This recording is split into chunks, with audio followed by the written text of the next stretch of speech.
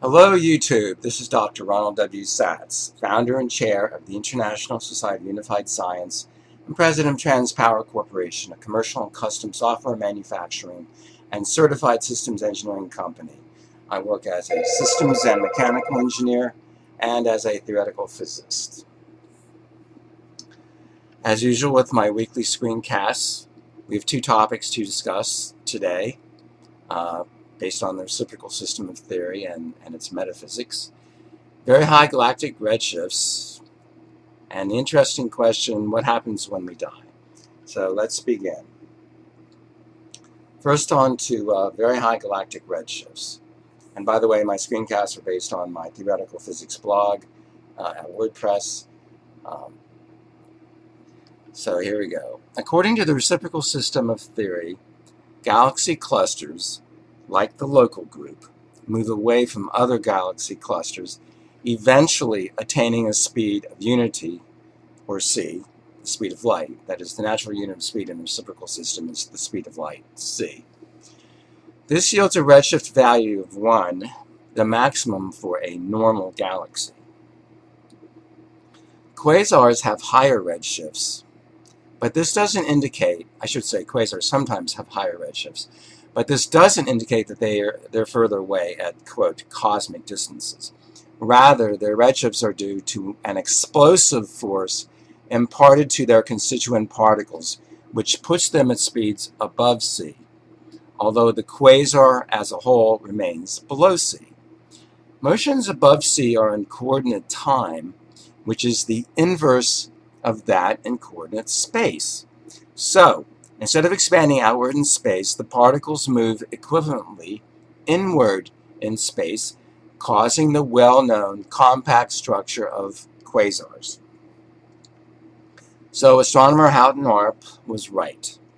Quasars are associated with galaxies, peculiar galaxies, as he said, with normal redshifts, but have an additional redshift due to the explosion which created them.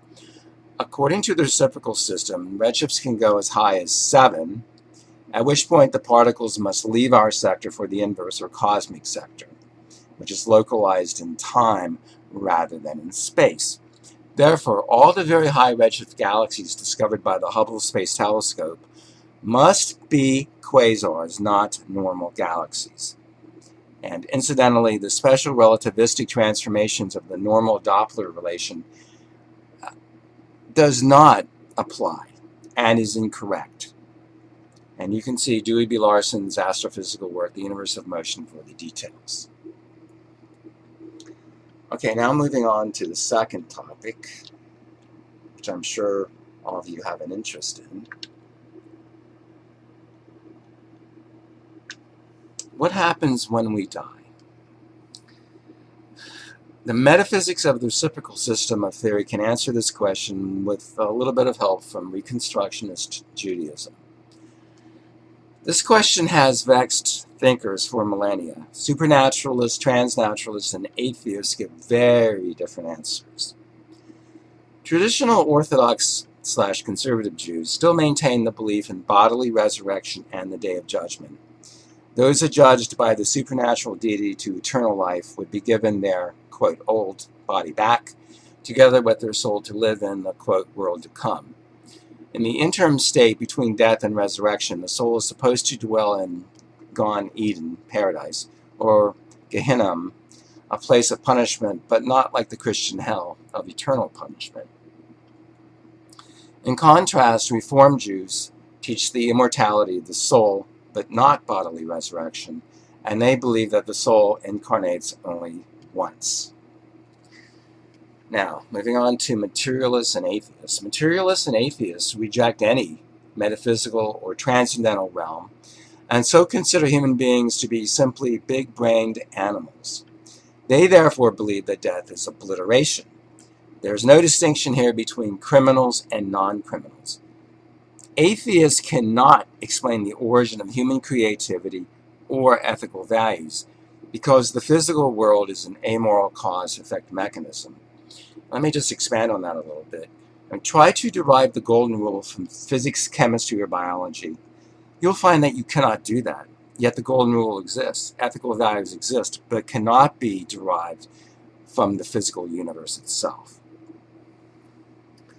Now, moving on here. Transnaturalist Reconstructionist Jews believe that existence is comprised of two realms: the physical realm, which is made of space-time units, and the non-physical or transnatural or metaphysical realm, made of non-space-time units. This latter realm is not supernatural, certainly not anthropomorphic, but perfectly rational and objective. It has the properties of creativity and ethics. An ethical, creative human being is part physical and part non-physical. At death, the physical component, it's the body and the brain, including physical memory, dies. But the non-physical component, the soul, survives and therefore may be reincarnated again. In fact, many times, usually on different planets, until the soul is perfected. One brief lifetime is completely insufficient to accomplish this goal. And my guess is it probably takes approximately 1 million reincarnations before the soul is perfected. The quote, judgment is automatic. The soul leaves in the state it's in at the time of the death of the physical body and brain. Soulless hominids, for example, criminals or foreign invaders or terrorists, are obliterated at death, just as are animals and plants. There's no heaven or hell per se. The Islamic belief in a physical paradise after death is sheer nonsense. And contrary to both Maimonides and the Buddhists, the soul remains individuated and does not merge into the, quote, active intellect of God.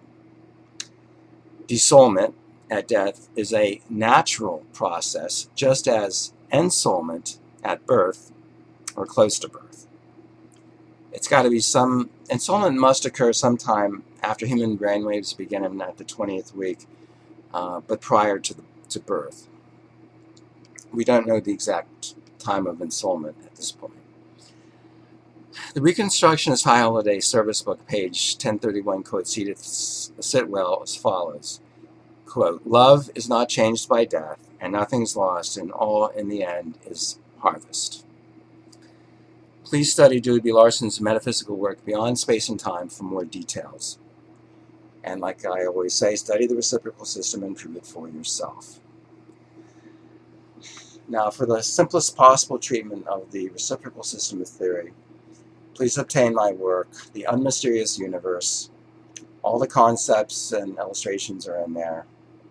Available at Amazon.com and TranspowerCorp.com. Now, if you do want all the equations, you can obtain my magnum opus, Existence and Interactions, a computational treatise of the reciprocal system, the true theory of everything. Thousands and thousands of equations, 711 pages in the PDF, 711 slides in the PowerPoint file. It'll take you months to go through it. And then after you get through that, then you can consider getting the Reciprocal System Microcosmos database and the Reciprocal System Macrocosmos database. These two modules make it very easy to apply the reciprocal system to your scientific or engineering business.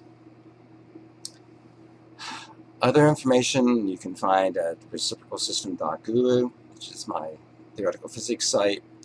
And of course, you should all be reading Dewey B. Larson's works.